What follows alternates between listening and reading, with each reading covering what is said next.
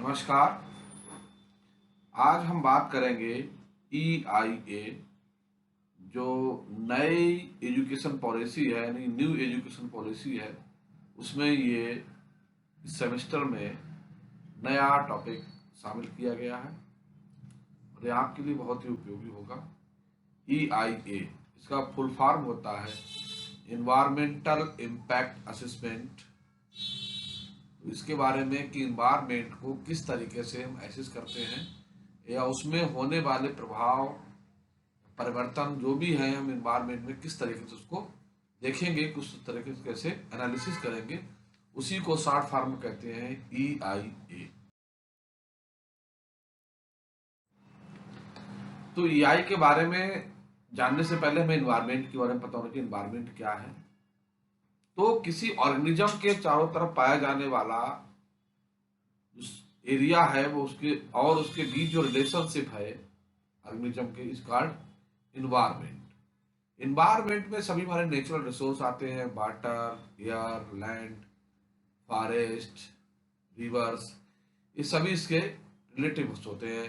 Temperature, pressure, ये सबसे संबंधित क्या है, इन्वायरमेंट से रिलेटेड होते हैं। अब चूंकि दुनिया का विकास हुआ, मानव सभ्यता का विकास हुआ, इस विकास के साथ साथ जब प्रकृति उत्पन्न हुई थी तो उसमें एक बैलेंस बना हुआ था और बहुत समय तक वो बैलेंस चलता रहा जीव जंतुओं के बीच, उपयोग और ओरिजिन के बीच, यानी कि जो हर चीजें उत्पन्न हो रही थी उनको प्रयोग कर रहे थे, उनके बीच बैलेंस बना हुआ था। लेकिन समय के साथ साथ जनसंख्या में वृद्धि हुई और जो नेचुरल चीजें हैं, नेचुरल रिसोर्स है, उनके ऊपर एक दबाव प्रारंभ हुआ और उस दबाव के कारण क्या हुआ कि जो दबाव हुआ उस दबाव के कारण ही उसमें जो बैलेंसिंग थी कि चीजें कितनी उत्पन्न हो रही हैं, कितनी खर्च हो रही हैं, उस दबाव के कारण उनमें जो बैलेंसिंग थी वो बिगड़ गई और उस बैलेंसिंग के बिगड़ने से इन्वायरमेंट में अलग अलग तरीके के प्रभाव दिखाई देने लगे, जैसे कि ग्लोबल वार्मिंग, टेम्परेचर का बढ़ना, आंधियों में अचानक आ जाना, बाढ़ आ जाना, अचानक हिमफाल हो जाना, स्नोफॉल हो जाना, ये बहुत सारी परिवर्तन जो चेंजेस हमें दिखाई देते हैं उनको ही हम एनालिसिस करेंगे, उनका अध्ययन करेंगे। तो उसी को कंबाइंड नाम दिया जाता है EIA, इन्वायरमेंटल इम्पैक्ट असेसमेंट। के बारे में आज हम चर्चा कर रहे हैं। In EIA, in the simple term, the meaning of EIA is that is a process through which an environmental impact of a proposed development and evaluated. While undertaking environment impact assessment, the interrelated socio-economic, culture and human health impact considered. जैसे हमने बात की थी कि environment में जो change आ रहे हैं, तो जो इम्पैक्ट असेसमेंट है इसमें हम देखेंगे कि जो विकास की सीढ़ियां चढ़ते जा रहे हैं, जो क्रमिक विकास हो रहा है, उस डेवलपमेंट के साथ साथ उसमें किस तरीके से उसका हमारा सामाजिक, आर्थिक, सांस्कृतिक और मनुष्य के स्वास्थ्य पर क्या प्रभाव पड़ रहा है, ये चीजें इसके अंतर्गत हम study. What is the environmental impact assessment? It is a process of evaluating likely environmental impact of a proposed project or development, taking into account interrelated socio-economic, culture and the human health impact, both beneficial and advanced. EIA are tools used to assess the positive or negative environmental, economy and social impact of a project, that is used to predict an environmental impact of project in the pre-planning stage itself, and decision can be taken reduce and adverse impact. तो environmental में जैसे हम बात कर चुके हैं, जो changes हो रहे हैं या जिनको हम बहुत ज़्यादा उपयोग कर रहे हैं, उनको हम कंजर्वेशन नहीं कर रहे हैं, उसका आर्थिक, सामाजिक और स्वास्थ्य पर क्या इम्पैक्ट हो रहा है, उसका इम्पैक्ट पॉजिटिव हो रहा है, उसका असर पॉजिटिव हो रहा है या नेगेटिव व्यू में हो रहा है, इन सब चीजों पर करेंगे। Evolution and history of EIA. तो इवोल्यूशन और हिस्ट्री का इतिहास, ईआई का इतिहास क्या है? EIA is a term as one of the best policy innovation in 19, यानी कि इसको लेकर एक पॉलिसी बनाई गई थी 1900 में। The main M of EIA is to conserve the environment, bring out the waste, combination of economic environmental cost and benefits. Read below the mention point of understand the environmental impact assessment evolution of history. तो जो EI term use हुआ है, इसको लेकर 1900 में एक policy बनाई गई थी और इसका मुख्य उद्देश्य था कि हम अपने विकास के साथ साथ अपने पर्यावरण को किस तरीके से बचाएंगे और इसका जो है इकोनॉमिक, आर्थिक और पर्यावरण की जो कॉस्ट है, पर्यावरण की कॉस्ट पे इकोनॉमिक डेवलपमेंट हो रहा, उसका बैलेंस का कॉम्बिनेशन कैसे बनाएंगे, उसके बेनिफिशियल कैसे हो सकते हैं, इन सब चीजों को स्टडी करने को बनाया गया था। The history of EIA, the birth of EIA is dated back 1970 and 1969. The US had brought in the first National Environmental Policy Act NEPA 1969, यानी कि EI का जो बर्थ हुआ, जन्म हुआ, वो 1970 के दशक में हुआ। उससे पहले 1969 में 1969 में यूएसए के अंदर एक नेशनल एनवायरमेंटल पॉलिसी एक्ट बनाया गया था, जिसे नेपा भी कहते हैं, और उसी समय EI का जन्म हुआ था। The EIA was the initially practiced by the developed nation, but slowly it was also introduced the developing nation including India. सबसे पहले इसको जो विकसित देश है उनमें शामिल किया गया और धीरे धीरे ये जो था, जो विकासशील देश है उनमें भी इसका प्रारंभ हुआ, उसमें एक इंडिया भी है। Colombia and the Philippines are the earliest example of developing nations. Colombia और फिलीपींस इसके वर्तमान में उदाहरण है। Who introduce EIA their policy, और उन्होंने इस पॉलिसी को अपने यहाँ लागू किया। Colombia brought in 1974 while the Philippines in 1978। तो कोलंबिया ने इसको 1974 में अंगीकृत किया, जबकि फिलीपींस ने 1978 में। World wide EIA is now the practiced in more than 100 country। EIA को इस समय लगभग 100 कंट्रियों ने अपनाया है। What the mid 90 and some 110 countries applied EIA as a major environmental policy। इस पॉलिसी को उन्होंने लागू किया। 1989 EIA was adopted as a major development project by the World Bank, और बाद में 1989 के दशक में इस प्रोजेक्ट को वर्ल्ड बैंक ने अपने साथ। अब इन्वायरमेंटल जो असेसमेंट है उसके कौन कौन से एरिया होते हैं, कहाँ से हम स्टार्ट करते हैं, तो हमने बात की थी कि इसको जो 1970 के दशक में सबसे पहले इसको यूएसए ने, USA introduce EIA through the environmental national policy, Nipah के थ्रू इसको इंट्रोड्यूस किया था। और लेट 1980, अर्ली 1980 के दशक में EI guideline becomes more formalised, developing Nations started introducing EIA, और 1980 के दशक के बाद इसको विकसित और विकासशील दोनों देशों में, दोनों में लागू किया जाने लगा। Mid 1980 the world bank establish EIA requirement, और उन्होंने एक आवश्यकता महसूस की वर्ल्ड बैंक ने, spread to EIA process in India, और उसके बाद इसका जो फैलाव हुआ वो भारत में भी आया, और 1990 के दशक में आते आते ये इंडिया में इसको लागू किया गया। India adopt EIA formally rapid growth in EIA training, और सबसे पहले इसको ट्रेनिंग बेस पे इसको इंडिया में किया गया, जो हमारा सोशल असेसमेंट है इन्वायरमेंटल असेसमेंट के तौर पर। इन्वायरमेंटल इम्पैक्ट असेसमेंट के ऑब्जेक्ट क्या क्या है? पहला ऑब्जेक्ट है identify, predicting and evaluating economic, environmental and social impact of development activity. हमारे देश में जो देश को डेवलपमेंट को लेकर जो एक्टिविटीज हो रही हैं उनको हम पहचानेंगे, प्रिडिक्टिंग करेंगे, उनको मूल्यांकन करेंगे, उनका आर्थिक मूल्यांकन करेंगे और इन्वायरमेंटल मूल्यांकन करेंगे। इन सब मूल्यांकनों का एक जो सामाजिक ढांचा है उस पर क्या इफेक्ट पड़ेगा, इन सबको हम स्टडी करेंगे, पहला ऑब्जेक्ट है। दूसरा हमारा है providing information on the environmental consequences for decision making, और जो भी इंफॉर्मेशन उससे रिलेटेड होगी डिसीजन बनाने के लिए, पॉलिसी बनाने के लिए, उसको हम शेयर करेंगे।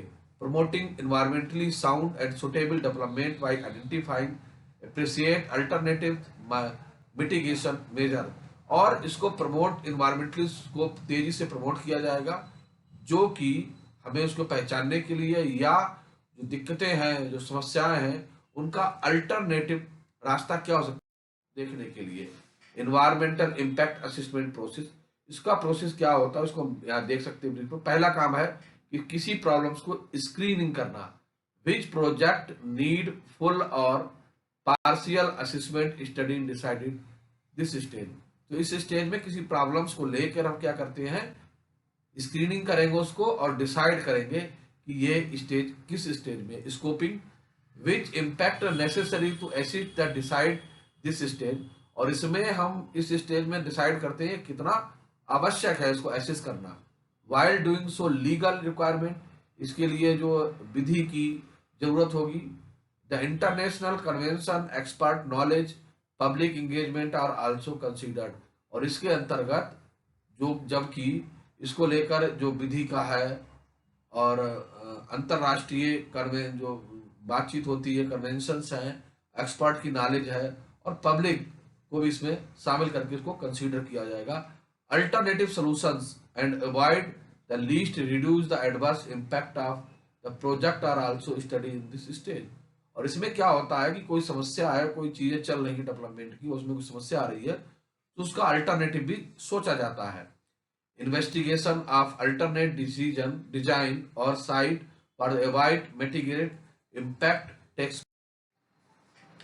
अगला हमारा क्या number third, assessment and evolution impact and development alternative. तो डेवलपमेंट के समय जो असेसमेंट करेंगे, जो उसकी मूल्यांकन करेंगे, उसका डेवलपमेंट में क्या इम्पैक्ट पड़ेगा, उसके अल्टरनेटिव क्या हम ले सकते हैं।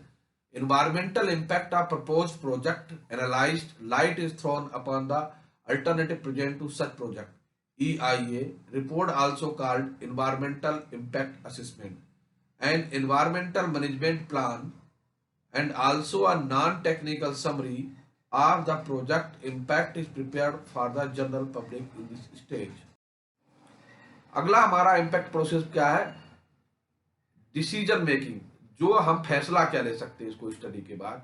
The fate of the project is decided whether project to be given approved not, इधर इसको आगे बढ़ाया जाए या ना दिया जाए, and if it is to be given under the wide condition, और उस काम को करें तो किस कंडीशन में हमें करना चाहिए। Monitoring, compliance, enforcement and environmental editing. तो इसके अंदर मेन चीज क्या, मॉनिटरिंग, उसको लगातार उसको देखना चाहिए। कंप्लेंस, उसकी शिकायतों को ध्यान देना चाहिए। इन्फोर्समेंट, और उसको में हम प्रभाव तरीके से किस समय काम कर सकते हैं। एनवायरमेंटल एडिटिंग, और उसको एनवायरमेंटल एडिटिंग का monitoring whether predicted impact and mitigation efforts happen per EMP, और उनको इस हिसाब से हमें करना चाहिए। Importance of environmental impact assessment, इसका महत्व क्या है। EIA the good tool for the prediction environmental management. तो एक बहुत बढ़िया प्रोसेस है कि इंडस्ट्री में लगा रहे हैं, उस इंडस्ट्री लगाने का आसपास के एरिया पर सामाजिक, पर्यावरण का और हमें आर्थिक, सामाजिक क्या लाभ होगा, क्या हानि होगी, उसकी स्टडी के लिए सबसे बढ़िया टूल्स है। EIA the good tool for the production environmental management, और उसको किस तरीके से हम मैनेज कर सकते हैं। It is a government policy that industrial project in India has secure EIA clearance from the environmental ministry before approved for a project. अगर कोई इंडस्ट्री लगा रहा है तो सबसे पहले EIA के अंतर्गत उस प्रोजेक्ट को उसको गवर्नमेंट से मंजूरी लेनी पड़ेगी, मिनिस्ट्री ऑफ एनवायरमेंट से। Current EIA report India, EIA notification 2020 draft has been made public. Once the EIA noting 22 will be published in the official gazette, it will be replaced EIA notification 2006. EIA has been the new following EIA notification 2022 was drafted as one of the amendment will be removal of public consultation from the several activities put under category B2। तो इसमें अभी जो नया हमारा budget EIF का notification आया है, इसमें 2006 का जो नोटिफिकेशन था उसमें कुछ उसको रिप्लेस किया गया, उसमें कुछ अमेंडमेंट चेंज किए गए हैं। और उसमें एक जो सबसे बड़ा क्लॉज था, एक क्लॉज था कि पब्लिक की जो है ओपिनियन जो लेने का एक उसमें क्लॉज था, उसको हटा दिया गया है। Here a few important term agency concerning EIA noting 2020 which aspirant should further read about. According to Environmental Impact Assessment Consultant Organization ACO, central pollution. अब जो असेसमेंट की एजेंसियां, कौन कौन सी एजेंसियां हैं जो EI को असेसमेंट करती हैं, उसमें हमारी पहले कौन सी, accredited environmental impact assessment consultant organisation ACO, central pollution control board, certificate of green building, corporate environmental responsibilities, eco sensitive area, eco sensitive zone, जो ये सर्टिफिकेट जारी करती हैं। Environmental impact assessment in India, EIA started in India 1976 to 1977 when the Planning Commission directed to the Development of Science and Technology as to assess the River Valley project from the point of view of the environment. This was extended for the all those projects that required approval for the Public Investment Board. तो 1976 के दशक में इसको start किया गया था भारत में। और सबसे पहले जो रिवर वैली प्रोजेक्ट से जिनसे इलेक्ट्रिक निकलती थी, उनके इम्पैक्ट को असेस किया गया और देखा गया। बाद में इन सब चीजों को अप्रूवल के लिए पब्लिक इन्वेस्टमेंट डिपार्टमेंट में भेज दिया गया। Then in 1986 the government enhanced the Environmental Project Act with the made EIA statutory. The other main law in the regarded the Indian Wildlife Protection Act 1972, Water Act 1974, and Air Production Control Pollution 1981 and Biological Diversity Act 2012। और इसके अंतर्गत जो हमारा wild life protection act 1972, water conservation act 1974, air pollution act 1981 और biological diversity act 2002 के तहत इसमें जो था असेसमेंट के लिए इसको जो था अधिकृत किया। Impact assessment in India 1982 the ministry of environment forest climate change set up the environmental information system to collect, collate, storing, retrieving, disseminating information related to the environmental sector. यानी कि पहले तो मिनिस्ट्री ऑफ एनवायरमेंट था, वो बदल के 1982 में उसको क्लाइमेट चेंज भी उसमें जोड़ दिया गया। और उसका मेन काम क्या हो गया कि इंफॉर्मेशन को इकट्ठा करना, स्टोर करना, फिल्टर करना और लोगों के बीच पहुंचाना, और जो इन्वायरमेंटल रिलेटेड सेक्टर है उनको देना। This service as web based distributing network subject specific database. और ये जो सर्विस थी वो डेटाबेस सर्विस है, जो एक नेटवर्क ऑनलाइन थ्रू हम चीजें देख सकते हैं। The chief purpose of ENVIS is the integrated all country wide efforts collate, store, disseminate and use environmental information for better managing environmental assessment activity। इसका मुख्य उद्देश्य था कि पूरे देश में एक नेटवर्क बने जो एनवायरमेंट में होने वाली विभिन्न प्रकार की अध्ययन को, स्टडियों को और जो इंफॉर्मेशन उस डेटाबेस पर हम उसको एक्टिविटी को assess. The environmental impact assessment notification 2006 is the governmental legal instrument to the grant green clearance for the establishment, expansion of an industry to base of the potential environmental impact of the project. The notification is a recent time has been revised several times since in the introduction of 1994। तो 2006 का जो notification आया था EI का, उसमें क्या था, एक लीगल, एक विधिक इंस्ट्रूमेंट था जिसके थ्रू कोई हमें इंडस्ट्री का प्रोजेक्ट लगाना है तो उसके थ्रू हमें मंजूरी लेनी पड़ती थी और वहीं से हमें बताया जाता था इस समय क्या होगा। तो सबसे पहले इसको 1994 में किया गया था। While the notification 2006 is the flexible and adjust to the changing time। और नोटिफिकेशन जो आया उसको समय के साथ साथ एडजस्ट किया गया। It has been the exploited by the government। और इसको गवर्नमेंट के द्वारा जो है उसका बहुत ही मिसयूज भी किया गया कई बार, who have made effort the dilute provisions and norms make easier to establish the expanded industry and generate pollution। उसके कारण क्या हुआ कि इंडस्ट्रियों ने परमिशन लेने के बाद भी बहुत बड़ी मात्रा में पोल्यूशन को उत्पन्न किया। This has been achieved through the introduce the office memorandum which a change to the notification do not require public consultation. और धीरे धीरे इसके जो ऑफिशियल मेमोरेंडम था उसको चेंज किया गया और उस नोटिफिकेशन में पब्लिक कंसल्टेशन की कोई भी रिक्वायरमेंट नहीं रही। In the past 5 years 110 such changes has been introduced, some of the which challenged in the National Green Tribunal। तो एनजीटी में इसके अंदर 110 चेंज किए हैं पिछले 5 सालों में,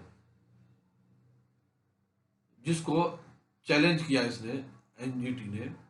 The year 2002 and 2000 saw the highest number of changes introduced in 2006 notification list 5 year। पिछले 5 सालों में नोटिफिकेशन 2006 जो आया था 2022-23 में इसमें बहुत सारे चेंजेस किए गए, जिनको आप देख सकते हैं। Rating system for the state environment impact assessment authority. तो जो इम्पैक्ट असेसमेंट अथॉरिटी है इसमें रेटिंग सिस्टम को स्टार्ट किया गया। Some of the major changes over the years, तो इनमें बहुत बड़े चेंजेस हम देख सकते हैं। The Indian government introduce the star rating system for the state environment impact assessment authority. तो इन बार जो भारत सरकार है, इसने क्या किया, जो स्टेट वाइज जो हमारा एनवायरमेंट इम्पैक्ट है उसको स्टार देने की जो परंपरा थी उसको स्टार्ट किया। और उससे क्या हुआ, उससे स्टेट की अकाउंटेबिलिटी और एफिशिएंसी में इंप्रूवमेंट हुआ। However the system same penalise the following 2006 EI notification with regulate clearance of the project. और जो क्लियरेंस पहले 2006 के अनुसार दिए जाते थे उसमें भी परिवर्तन। फैकल्टी कंप्लेंट मॉड्यूल, किसी के द्वारा किस तरीके से हम शिकायत कर सकते हैं। The MOEFC release the notification June 14, 2022 introducing the complaints module for the project that have revised environmental clearance under the 2006 EI notification। तो उनके लिए एक मॉड्यूल बनाया गया जिसमें हम कंप्लेंट कर सकते थे, जो कि पहले जो क्लियरेंस डेवलप किया गया था उस 2006 को उसमें नोटिफिकेशन को रिवाइज किया गया था। Model aims to simplify the complaints monitoring process. उसका मुख्य उद्देश्य था कि जो कंप्लेंट करने का तरीका है, मॉनिटरिंग प्रोसेस है, उसको सिंपल किया जाए, prevent delay in the submission of the complaints report regulatory authority। However, it was the under whether the reports supporting document will be to accessible to the public proponent uploaded in the information among the Parvesh portal using their unique creator while they may be not publicly available। तो इन सब चीजों को देखने के लिए ministry of environment and climate change है, उसमें एक परवेश पोर्टल है, उन सब चीजों को उस पर हम देख सकते हैं, इसमें क्या क्या चेंजेस हुए, किस तरीके से हम क्या कर सकते हैं, पूरी मॉडल को उस पर कर सकते हैं। Undermining the public hearing process. The process of public hearing involve public consultation where the comment on the draft EIA report considered as the gathering prescribed over the district official hear the concern of the stock holder. तो उसमें ये एक clause बनाया गया कि public को सुनने के लिए, पब्लिक की जो डिमांड है, पब्लिक की जो शिकायतें हैं, पब्लिक की जो ओपनिंग है, उसके लिए डिस्ट्रिक्ट लेवल पर कमेटी और उनके स्टॉक होल्डर्स को एक सुनने के लिए कमेटी को गठित किया गया। However the ministry of environment forest climate change issue of the office memorandum October 2021 allowing for the 20% expansion the production the mining of minor minerals based only on public consultation under mining the public hearing process। In addition, legacy mining causes granted environmental clearance under the 1994 EIA notification now only having the conduct public consultation and not follow the entire process of public hearing। तो उसमें एक clause किया गया कि किसी mining करने या किसी जगह पर, तो वहां की पब्लिक हियरिंग को, वहां की जो लोग जनता उसको भी सुनने का प्रोसेस इसमें रखा गया। The public consultation process done not mandate. लेकिन ये जरूरी नहीं है कि वहां पर जो स्टॉक होल्डर हैं, जो पब्लिक जो कह रही है उसको पूरी तरीके से extra detail throughout viewed as the burden. According to 2006 EIS notification, Center State Authority responsible the granting environmental clearance to project have the right to seek additional detail for a project property. तो उस समय EI के जो notification की जिम्मेदारी जो थी केंद्रीय और स्टेट दोनों अथॉरिटी की रिस्पॉन्सिबिलिटी बन गई कि किसी प्रोजेक्ट को क्लियरेंस कब और कैसे देना है। तो किसी प्रोजेक्ट को क्लियरेंस जो देने का काम करते हैं वो स्टेट और सेंट्रल दोनों मिलकर करते हैं। However an office memorandum issued by MOEFCC in June 2001 directed authority the reform by asking the extra detail sought and additional details sought are not relevant to project approval. बाद में एक दूसरी authority बनाएगी जो इन चीजों को डायरेक्ट अप्रूवल देने लगी थी। This direction underline the legacy of the extra nominated by SWOT and other authority of the environment. Change in the coal source without amendment और बिना किसी अमेंडमेंट के जो कोल सोर्सेज थे उनको चेंज किया गया था। The ministry allowed the coal thermal power station to change their coal source without considering the potential increase the emission resulting from the long distance transport coal from the mines to plants. तो इसमें ये कहा गया था कि जो thermal power stations हैं उनको सप्लाई बिना किसी रुकावट के चलती रहनी चाहिए, जिसके फलस्वरूप लॉन्ग डिस्टेंस के कारण जो दिक्कतें आती हैं माइंस और प्लांट्स के बीच वो ना हो। The government directed aimed to increase the Indian lines and on domestic coal and allowed power plant to change from the domestic source of coal another without the considering the environmental impact long distance transport of coal। यानी कि उन्होंने government का मुख्य उद्देश्य था कि India में जो डोमेस्टिक कोल है उसको पावर स्टेशन के लिए अलाउ किया जाए और दूसरे को इन्वायरमेंटल इम्पैक्ट के जो असिस्टेंट की बाध्यता है वो समाप्त कर देगी। The additionally the ministry allowed to the read transport of coal until the railway line led area dissemination urgency build railway to reduce emission from the coal transport। और एक अलग रोड का मार्ग बनाया गया जिनसे नॉन स्टॉप जो railway जो है अपना कोल जो है कोयला सोर्स तक वहां थर्मल पावर पहुंचा सके। Violence causes the recognisation under the जो नोटिफिकेशन था 2006 का उसको लेके कुछ जगह आंदोलन भी हुए। In December 2017, MOEs added the provision of the 2006 EIS notification grant post fact clearance to project that were balance of notification। इनको भी देखा गया था। The provision legitimate project that have been already violated environmental laws and may lead to increased environmental degradation। तो project को clearance देने से पहले कि इन्वायरमेंट में कितना डिग्रेडेशन होगा, क्या क्या इफेक्ट होंगे, इसको सबको स्टडी करने के बाद ही क्लियरेंस देने की बात हुई। So the recent development in the environmental clearance process in India seem to be pushing the faster approval and the cost of delegation public participation. It is impact for the government strict balance between the economic development environmental protection insurance transparency compatibility participants. और धीरे धीरे से क्या हुआ कि जो clearance का process fast हो गया। जैसा कि हमने EI के बारे में सुना तो पूरा इसमें है क्या, सीधी बात है कि जो देश का विकास हो रहा है, इंडस्ट्रियल विकास हो रहा है, पब्लिक का विकास हो रहा है, डेवलपमेंट बहुत सारे प्रोजेक्ट चल रहे हैं, वो चाहे थर्मल पावर स्टेशन हो, चाहे जल विद्युत परियोजनाएं हो, इन सबका हमारे एनवायरमेंट पर क्या प्रभाव पड़ेगा, हमारे देश की आर्थिक स्थिति पर क्या प्रभाव पड़ेगा, हमारे देश की जनता है उसके स्वास्थ्य पर क्या प्रभाव पड़ेगा, इससे लाभ होगा, भविष्य में हानि होगी। इन सब की स्टडी जो की जाती है वो EI के अंतर्गत की जाती है। तो हमें उम्मीद है कि ये जो टॉपिक है इस पे हम चर्चा कर रहे थे ये आपके लिए बहुत ही अच्छा सिद्ध होगा और आप